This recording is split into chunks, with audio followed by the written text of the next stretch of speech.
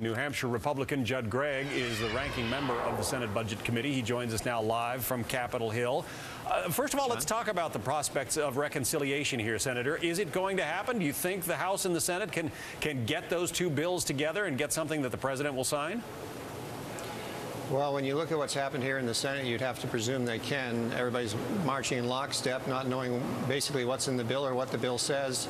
No amendments, really virtually no public viewing of it at all to speak of, just 72 hours on the floor, and then you're going to pass the biggest piece of legislation in my career, which goes back 18 years. So the fact that people are willing to vote for this when there's some very difficult problems in this bill that aren't being addressed implies to me that they'll probably push it through the House the same way, just on a party line vote without any amendments. A backroom bill, you say. What are some of the things in it that you think people should know about?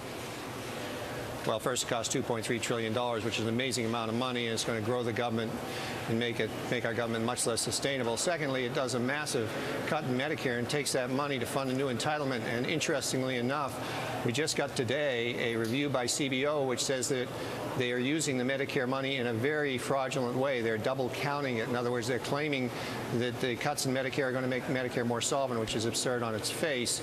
But then they're taking the money and spending it on a new program. And CBO, which is usually not very hyperventilate, usually doesn't hyperventilate on issues, simply said that this is just plain old-fashioned double accounting.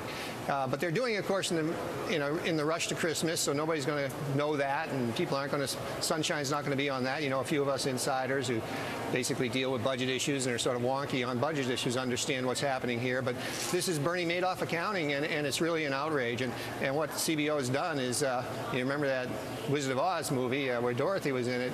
They basically pulled the curtain back, and we find that behind the curtain there's this little guy manipulating numbers here that are going to basically not work, and in the end it means our deficit's going to go up, the debt's going to go up, and I suspect in the end our kids are going to end up with a big bill and our seniors are going to end up taking it, getting stuck with a less quality health care system.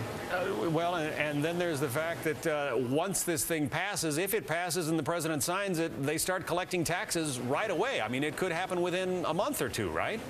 Well, John, that's right. The tax increases, the fee increases, which are very significant in this bill, and the reductions in Medicare, which are very significant in the bill, start on day one. The actual benefits under the bill, this new entitlement, which benefits people who are uninsured, 30 million people, that doesn't start until the fourth or fifth year. So which is conveniently after the next presidential election.